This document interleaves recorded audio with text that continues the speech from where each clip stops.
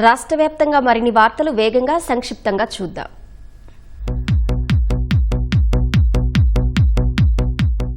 ఆంధ్రప్రదేశ్ పర్యాటక రంగానికి మరో జాతీయ స్థాయి గుర్తింపు దక్కింది. దేశంలోనే అత్యంత ఆకర్షణీయమైన మోస్ట్ ఇన్స్టాగ్రామబుల్ ల్యాండ్స్కేప్ గా అరకు వ్యాలీ ప్రతిష్టాత్మక ఇండియన్ రూట్స్ ఎడిటర్స్ చాయిస్ అవార్డును సొంతం చేసుకుంది.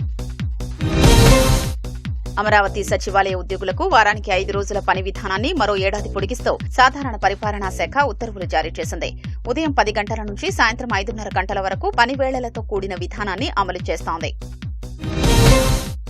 చిత్తూరు జిల్లాలో మామిడి రైతుల్ని ఆదుకోవాలని సీఎంకు బీజేపీ రాష్ట్ర అధ్యక్షుడు మాధవ్ లేఖ రాశారు. మామిడి రైతులకు కనీస మద్దతు ధర ప్రకటించి సమస్యల పరిష్కారానికి ప్రత్యేక కార్యాచరణ రూపొందించాలని ఆయన విజ్ఞప్తి చేశారు.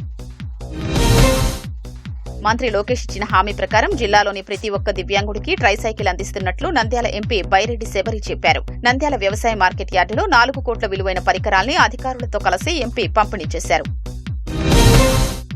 శ్రీ సత్యసాయి జిల్లా మడకశిర మండలం అనంతపురంలో 25 సంవత్సరాల క్రితం తోళ్ల పరిశ్రమకు భూములు ఇచ్చిన రైతులకు కూటమి ప్రభుత్వ కృషితో పరిహారం అందింది.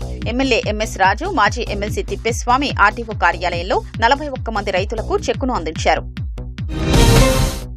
కోనసీమ జిల్లా రావులపాలెంలో అక్రమంగా తరలిస్తున్న 131 బస్తాల రేషన్ బియ్యాన్ని విజిలెన్స్ అధికారులు పట్టుకున్నారు.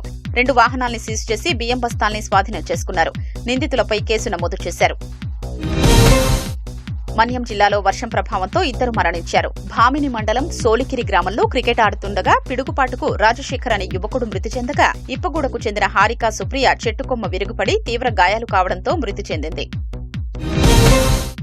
సింహాచలం వరాహ లక్ష్మీ నరసింహస్వామి వారి దేవస్థానంలో మిథున సంక్రమణాన్ని పురస్కరించుకుని బడాయితీ సంప్రోక్షణ కార్యక్రమం అత్యంత వైభవంగా నిర్వహించారు. అనంతరం స్వామివారి గ్రామోత్సవం భక్తుల కోలాహలం మధ్య సాగింది. జూన్ 4న మన దేశంలో ప్రవేశించిన నైరుతి పవనాలు రాష్ట్రమంతటా విస్తరించాయి. వీటి ప్రభావంతో రానున్న 5 రోజులు ఉష్ణోగ్రతలు మరింత తగ్గుతాయని నిపుణులు తెలిపారు.